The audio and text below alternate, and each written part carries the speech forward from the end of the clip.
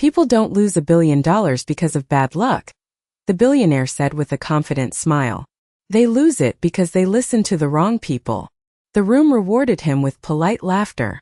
Crystal chandeliers reflected across the 48th floor boardroom windows, scattering pale morning light over polished walnut tables and tailored suits worth more than most families earned in a year. Outside, Manhattan stretched toward the horizon beneath a sky of cold silver clouds. Inside, every seat was filled. Lawyers reviewed binders. Executives whispered final numbers. Investors checked messages on glowing screens. Everything felt precise, expensive, controlled. At the center of it all sat Grant Holloway, founder of Holloway Global, and one of the most powerful businessmen in America. At 58, he carried himself with the certainty of a man who had spent decades being right. His navy suit looked custom-made down to the last stitch. His watch probably cost more than a suburban home. And this morning, he was preparing to sign what financial reporters were already calling the deal of the year. $1 billion international acquisition. A deal expected to make headlines before sunset. Near the far end of the table stood Nia Whitmore, quietly organizing meeting notes. Most people barely noticed her. That wasn't unusual. She had spent the last 6 months working in the company's risk analysis department, and despite her credentials, people often mistook her for administrative support.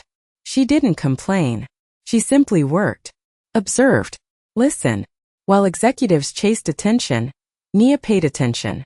Her dark blazer was simple. Her notebook was filled with careful handwriting. And unlike most people in the room, she had spent the previous night reviewing every page of the acquisition documents. Grant rose from his chair as guests arrived from overseas. One by one, hands were shaken. Smiles were exchanged. Cameras flashed. Then Nia stepped forward. Professional. Respectful. Calm. "Good morning, Mr. Holloway," she said. "Welcome." She extended her hand. For a moment the room seemed to pause. Grant looked at her hand, then at her company badge, then back at her face. A faint smile touched the corner of his mouth. Not a friendly smile. The kind that quietly reminded people where they stood. "I don't shake hands with staff," he said. The words landed harder than he intended. A few executives glanced away. Someone near the windows cleared his throat. Another gave an awkward chuckle that died almost immediately. Nia felt the heat rise in her cheeks but kept her expression composed. Slowly she lowered her hand. "Of course, sir," she replied. Grant had already turned away. The conversation moved on. The room pretended nothing had happened. But something had changed. Not in Nia. In the air itself. Because hidden inside the stack of contracts waiting for Grant's signature was a detail almost nobody had noticed. A detail Nia had discovered shortly after midnight. A detail capable of turning $1 billion victory into a catastrophic mistake. And in less than 60 seconds, the only person in the building who fully understood that danger would be standing silently against the wall, while everyone else celebrated. If stories about justice and second chances inspire you, subscribe to the channel and tell us in the comments where you're watching from today. At exactly 9 a.m., the lead attorney placed the final agreement on the table. Pins were uncapped. Screens illuminated. The acquisition was ready to begin. And nobody in that room, not the investors, not the lawyers, not even Grant Holloway himself, had any idea how close they were to losing everything. Nia Whitmore had learned long ago that most people notice titles before they notice character. They notice corner offices before competence, expensive watches before wisdom, and last names before integrity. That lesson had followed her through nearly every chapter of her life. She grew up on the south side of Charlotte, North Carolina, in a narrow brick duplex where summer heat pressed against the windows and every dollar had a purpose before it was even earned. Her father drove city buses for 28 years. Her mother worked overnight shifts at a nursing home until arthritis made standing through 12-hour shifts nearly impossible. They never talked much about success. They talked about responsibility, about showing up when you said you would, about doing the right thing even when nobody noticed, especially when nobody noticed. As a child, Nia spent afternoons at the public library while her parents worked. Other kids borrowed novels. Nia borrowed books about economics, business failures, and corporate scandals. She became fascinated by a simple question. Why did intelligent people make disastrous decisions? Years later, that curiosity earned her a scholarship to Georgetown University. Professors quickly noticed her gift for pattern recognition. While other students focused on what was obvious, Nia saw what was hidden.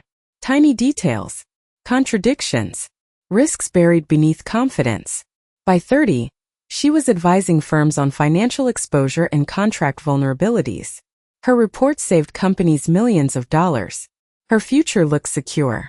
Then everything changed. Her mother was diagnosed with a serious illness. The treatments were expensive. The appointments were constant. Nia left her consulting career and returned home. For nearly 4 years, conference rooms were replaced by hospital waiting rooms. Client presentations became insurance paperwork. Career opportunities disappeared one after another. She never complained. Not once. When her mother finally recovered, the professional world had moved on without her. Recruiters saw a gap on her resume and stopped reading. Interviewers smiled politely and promised to call back. Most never did. Experience faded behind assumptions. Achievement disappeared behind perception. Eventually, Holloway Global offered her a position far below her qualifications. She accepted without hesitation. A job was a job. 6 months later, almost nobody knew her full story. They saw a quiet employee who arrived early and left late. They saw someone who avoided office politics and spent lunch breaks reading reports instead of joining conversations. What they did not see were the credentials, the expertise, and the years of experience hidden behind a modest title. Back inside the boardroom, sunlight shifted across the glass walls as executives reviewed the acquisition documents one final time. Nia remained near the side of the room, notebook in hand, watching carefully. Her eyes drifted toward the thick contract resting beside the lead attorney.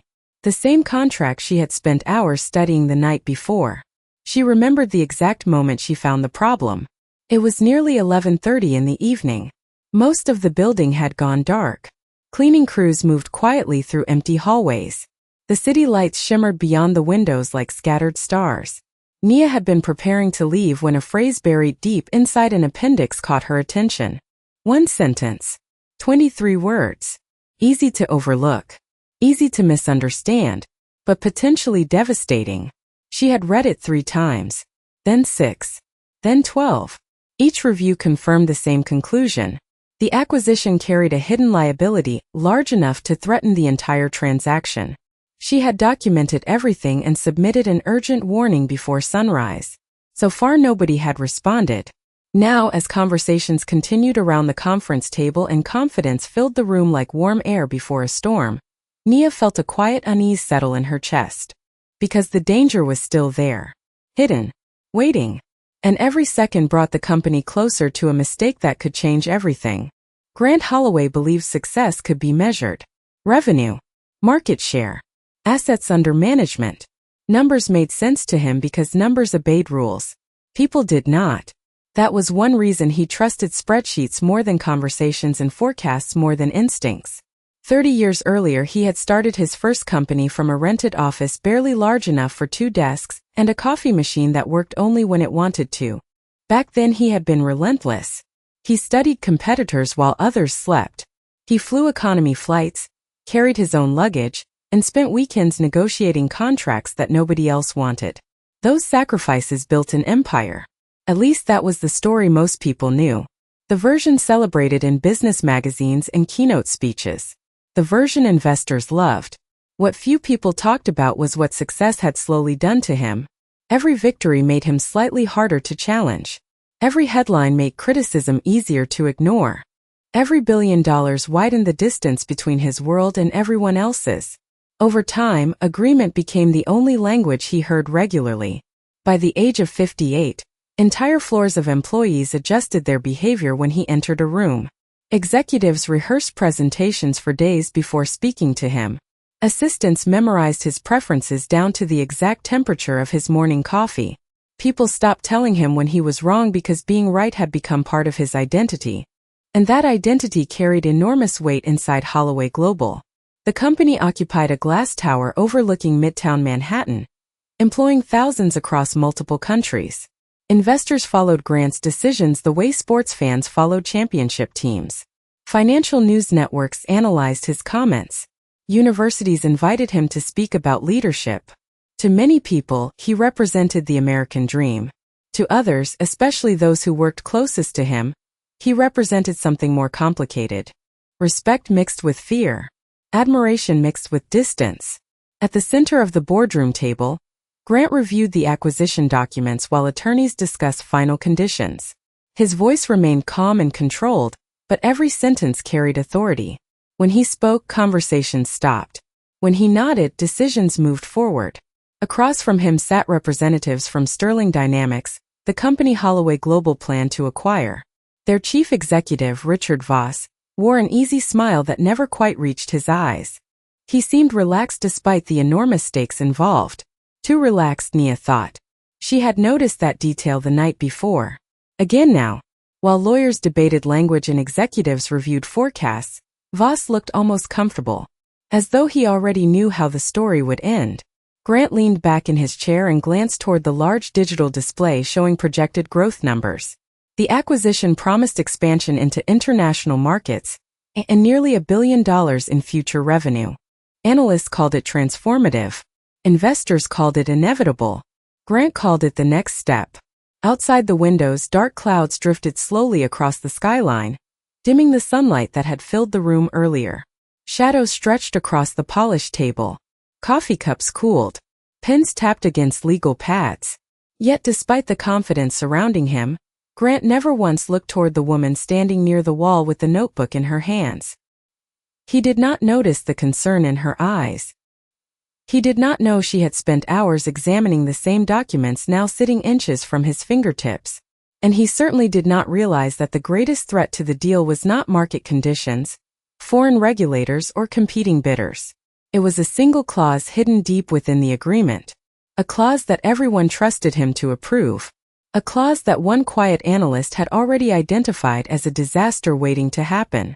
And with every passing minute, the distance between certainty and catastrophe grew smaller. Nia felt the weight of every passing second.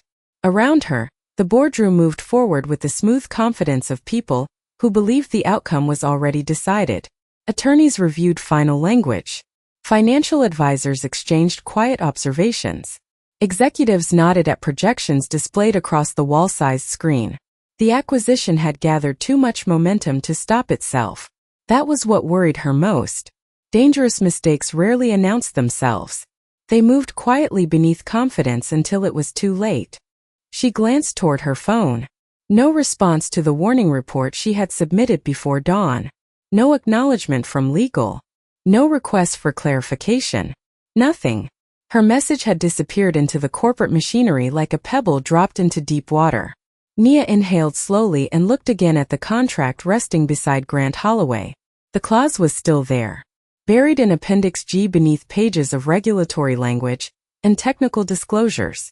Easy to overlook, easy to misinterpret, but impossible to ignore once understood. The language shifted future environmental liabilities from Sterling Dynamics onto Holloway Global after the acquisition closed. At first glance it appeared harmless, routine, standard. Yet one cross-reference connected the company to decades of unresolved contamination claims tied to manufacturing sites overseas. If regulators reopened those investigations, the financial exposure could exceed $1 billion. Perhaps much more. Nia knew because she had followed every reference, every footnote, every hidden obligation. She had spent nearly 4 hours tracing the chain of liability. The conclusion never changed. Someone was transferring enormous risk without clearly disclosing it. She looked toward Richard Voss again. The Sterling chief executive sat comfortably in his chair, occasionally checking his watch. His calm demeanor unsettled her. Most executives negotiating billion-dollar transactions showed some level of tension. Voss looked relieved, as though the hardest part was already over. At the front of the room, the lead attorney smiled and closed a binder. "Everything appears ready for signature," he announced. Several people exchanged approving looks. Grant nodded. "Excellent." His voice carried across the room with practiced certainty. "Let us finish this." The attorney slid the contract closer to him. The polished black pen beside it reflected the gray afternoon light. Nia felt her pulse quicken. This was the moment. If she stayed silent, the deal would proceed. If she spoke, she risked embarrassing senior leadership in front of investors, attorneys, and international partners. Her position at the company could disappear before sunset. The safer choice was obvious. The easier choice was obvious. But neither felt right. Her father used to say that integrity mattered most when it cost something. The memory surfaced unexpectedly. She could almost hear his voice above the hum of air conditioning and distant traffic 48 stories below. Nia lowered her notebook. Her hands remained steady. Across the room, Grant uncapped the pen. Several phones lifted discreetly, ready to capture photographs of the historic signing. A few investors smiled. Someone whispered that the stock price would soar by morning. Nia took one step forward. Then another. The sound of her shoes against the hardwood floor seemed louder than it should have. A few heads turned. She stopped beside the conference table. For the first time since the meeting began, dozens of eyes focused directly on her. Grant looked up, irritation flickering across his face at the interruption. The room grew noticeably quieter. Outside, clouds darkened the skyline, casting long shadows across the glass walls. Nia felt every heartbeat, every expectation, every consequence. Yet when she finally spoke, her voice remained calm. "Mr. Holloway," she said carefully, "before you sign, there is something in the agreement you need to see." Silence settled over the boardroom like a held breath. And suddenly, the acquisition no longer felt inevitable. For a moment nobody spoke. The silence felt strange inside a room that had been filled with certainty only seconds earlier. Grant Holloway kept one hand on the contract while studying Nia with visible impatience. Around the table, executives exchanged uncertain glances. Some looked annoyed by the interruption. Others looked curious. Richard Voss remained motionless, though something subtle tightened around his smile. Nia noticed it immediately.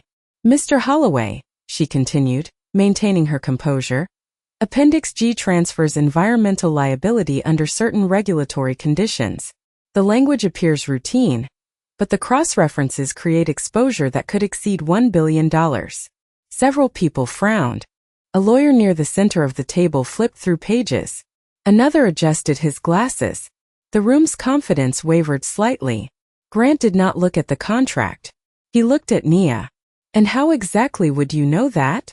His voice was calm, but the edge beneath it was unmistakable. Nia met his gaze. "I reviewed the agreement last night. I submitted a report this morning outlining the risk." The lead attorney frowned. "I never received such a report." "I sent it at 5:42 this morning," Nia replied, "including supporting references." The attorney opened his tablet. His fingers moved across the screen. Several seconds passed. Then his expression changed. "There is an email," he admitted quietly. "It arrived before business hours." Grant's jaw tightened. An email from a junior analyst does not override months of legal review. A few executives nodded immediately. Familiar territory. Familiar hierarchy. Nia felt dozens of eyes on her. Some skeptical. Some uncomfortable. She knew exactly how this looked. A relatively unknown employee challenging an acquisition reviewed by elite attorneys and executives. Yet the facts had not changed. "The risk remains," she said carefully. "The liability structure is hidden behind multiple references.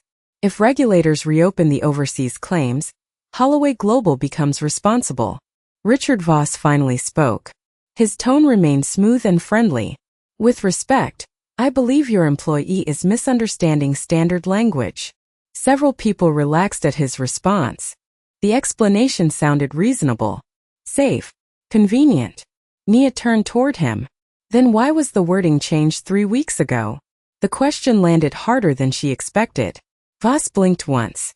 Nothing more. Yet Nia saw it. A tiny crack in his confidence. "I am not sure what you mean," he replied. "The earlier draft assigned liability differently," Nia said. "The revision shifted responsibility after acquisition. The language was subtle, but it changed the entire risk profile." The room grew quiet again.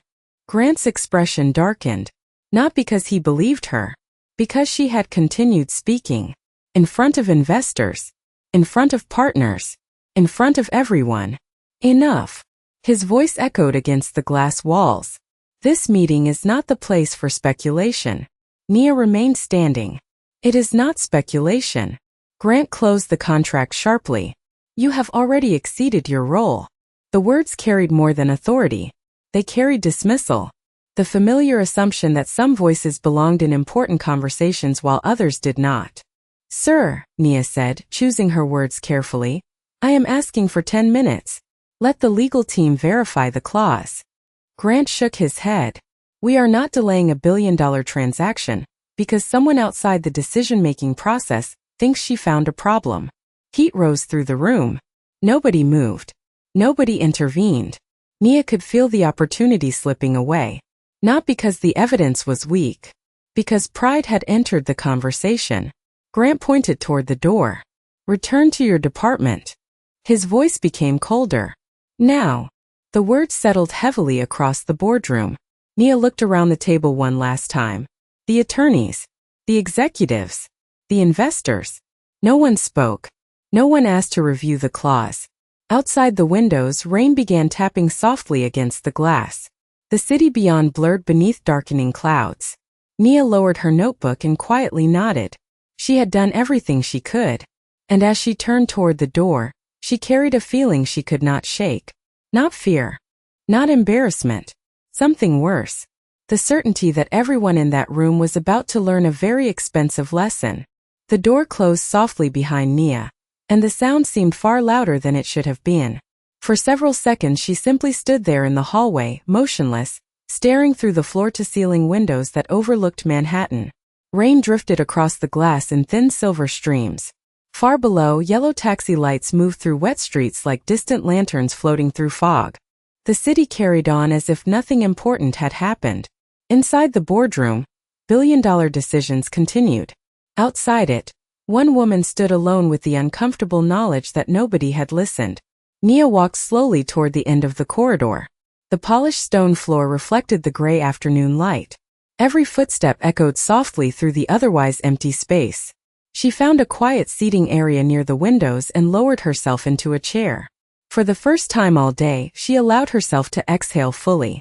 Her notebook rested unopened in her lap. Her phone remained silent. No messages. No calls. No requests for clarification. Just silence. The kind of silence that often follows when truth arrives before people are ready to hear it. She watched rainwater slide down the glass. The drops merged together, separated again, and continued downward toward the city below. Her grandmother used to compare storms to people. She would say that some storms announced themselves with thunder while others arrived quietly, hidden behind calm skies. The quiet ones were usually the most dangerous. Nia smiled faintly at the memory. Her grandmother had never worked in finance, yet somehow she understood risk better than many executives. A maintenance worker pushed a cleaning cart down the far end of the hallway. He nodded politely as he passed. Nia returned the gesture. Simple respect. Simple kindness. Things that cost nothing and somehow remained rare in certain places.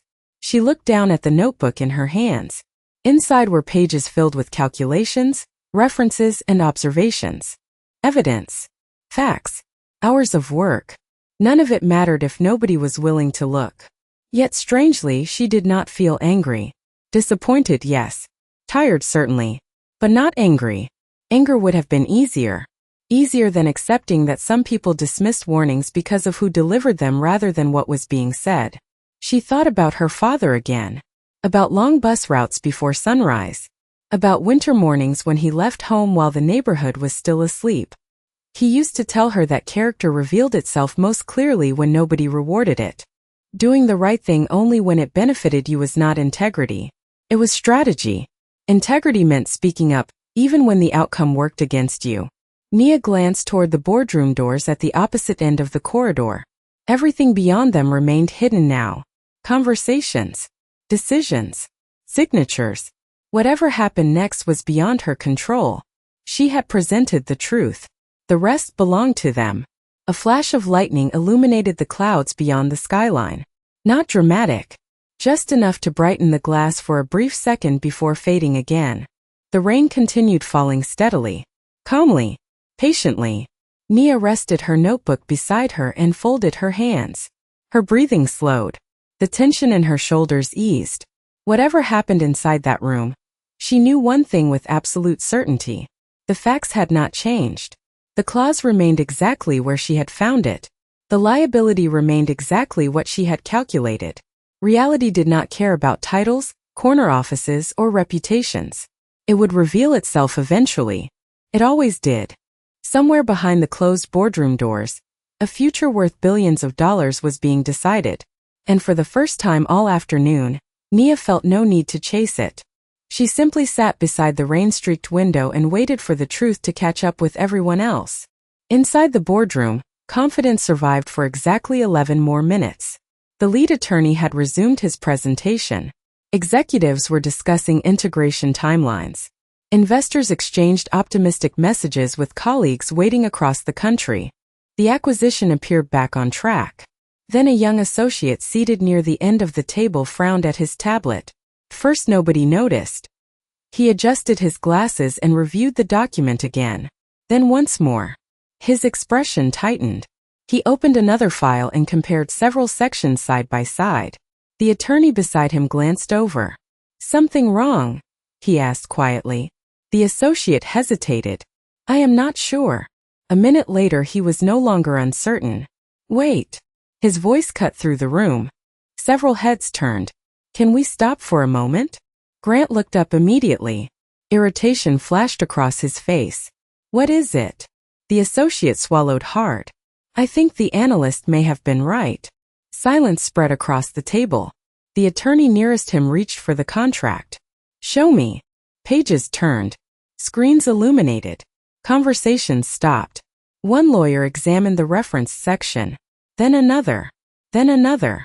The room that had dismissed Nia less than 15 minutes earlier suddenly became very interested in Appendix G. Rain tapped steadily against the windows.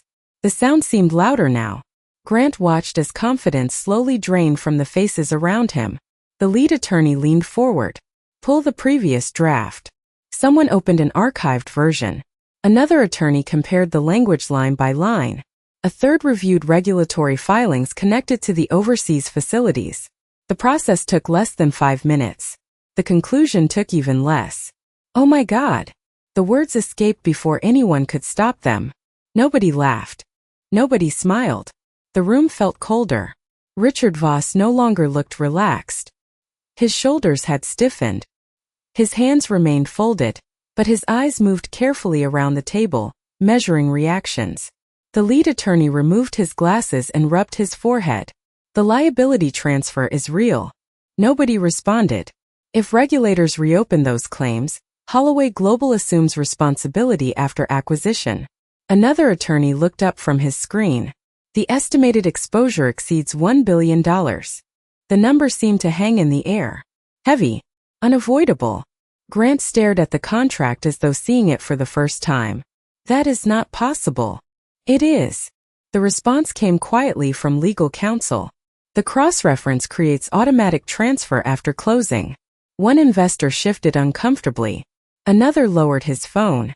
Across the room, a financial advisor quietly whispered a curse beneath his breath. Richard Voss finally spoke. "Perhaps there has been a misunderstanding." No one answered him. They were no longer looking at him. They were looking at the contract. Looking at the numbers.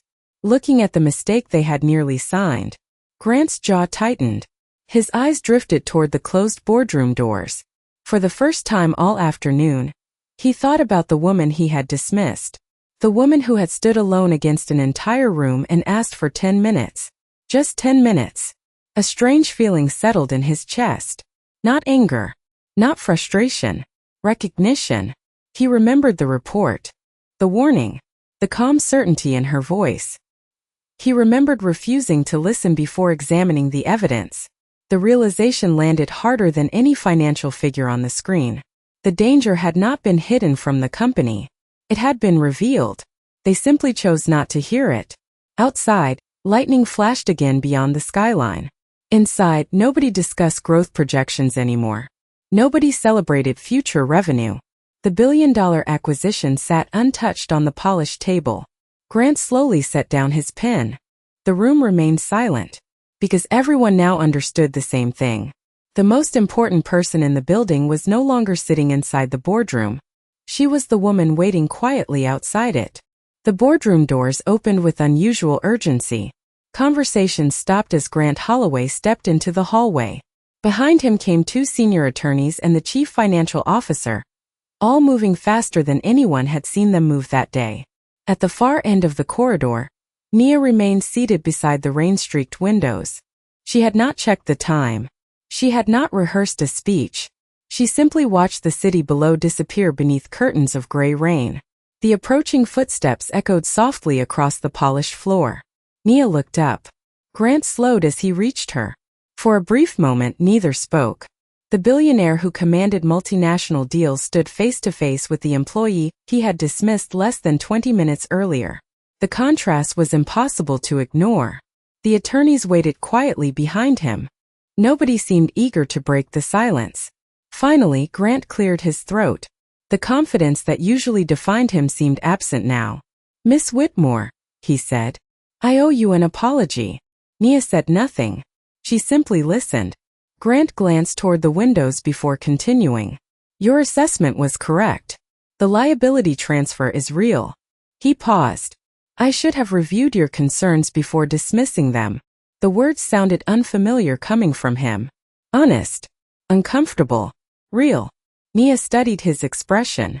For the first time all day, she saw something she had not seen in the boardroom. Humility. Not complete. Not polished. But genuine. One of the attorneys stepped forward. "We need your help." The admission seemed difficult for him as well. "The acquisition cannot move forward until we understand every exposure hidden in the agreement." Nia looked from one face to another. Hours earlier, those same people had remained silent while she was sent out of the room. Now they stood before her asking for guidance. The irony was not lost on anyone. Rain tapped softly against the glass. The city lights below had begun appearing one by one as afternoon slowly drifted toward evening. Grant took a breath. "I understand if you choose not to return." Nia looked down briefly at the notebook resting in her lap. The answer would have been easy if this were about pride. Easy if it were about proving a point. Easy if she wanted revenge. But she thought about the thousands of employees working across Holloway Global. Families paying mortgages. Parents saving for college tuition. Workers depending on decisions made inside that boardroom. $1 billion mistake would not hurt only executives. It would affect people who had never heard her name. She stood slowly. "This was never about being right," she said. "It was about protecting the company." The chief financial officer lowered his eyes. Grant remained silent. Nia gathered her notebook and opened it to several marked pages. Detailed notes filled the margins.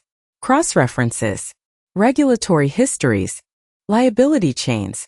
Months of risk hidden behind legal language. The lead attorney stared at the pages. "You prepared all of this last night?" "Most of it." "Alone?" Nia nodded. Nobody spoke for several seconds. The realization settled heavily over the group. One employee had identified what entire teams had missed. Not because she possessed some extraordinary advantage. Because she had taken the time to look carefully. Grant stepped aside and gestured toward the boardroom. The motion was simple. Respectful. Different from before. "Will you come back inside?" he asked quietly. Nia closed her notebook. Outside, the rain continued falling across Manhattan. Inside, dozens of executives waited for answers. She looked once more through the glass at the city below, then turned toward the boardroom doors. Not for Grant. Not for recognition. Not for the apology. She walked back because doing the right thing had never depended on how she was treated. It depended on who she chose to be. And that choice had guided her entire life. By the time the meeting ended, the skyline beyond the windows had transformed into a sea of lights. Rain still traced slow paths across the glass, but the storm had softened. The acquisition had been suspended indefinitely. Every hidden liability had been documented. Every exposure had been identified. What began as a celebration had become a lesson in caution, humility, and attention to detail. Around the boardroom, executives packed their laptops in near silence. Attorneys gathered binders that only hours earlier they had believed were complete. Investors left with thoughtful expressions instead of confident smiles. Nobody spoke much. There was nothing left to say. The numbers had spoken for themselves. Near the center of the room, Nia Whitmore closed her notebook. The final page was filled with annotations, calculations, and references that had protected the company from a catastrophic mistake. She slid a pen between the pages and carefully secured the cover. Her work was finished. No applause followed. No dramatic announcement. Just quiet understanding. Somehow that felt more meaningful. Across the room, Grant Holloway remained standing beside the long conference table. Most people had already left, yet he stayed where he was, looking out toward the city. The reflection in the glass showed a different man from the one who had entered the room that morning. Not a weaker man. A more honest one. Success had taught him many things. Listening had not always been one of them. Nia gathered her belongings and headed toward the door. Her footsteps were soft against the polished floor. She expected to leave quietly. That would have been enough. But before she reached the exit, she heard Grant's voice behind her. "Miss Whitmore." She turned. The boardroom was nearly empty now. Just the two of them and the distant glow of Manhattan beyond the windows. Grant walked toward her slowly. No audience. No investors. No cameras. No one left to impress. He stopped a few feet away. For a moment neither spoke. Then Grant extended his hand. The gesture was simple. Almost ordinary. Yet somehow it carried more weight than any speech delivered that day. The room remained silent. Nia looked at the hand. Then at the man offering it. She remembered the morning. The dismissal. The assumptions. The way an entire room had measured her value before hearing her voice. She remembered all of it.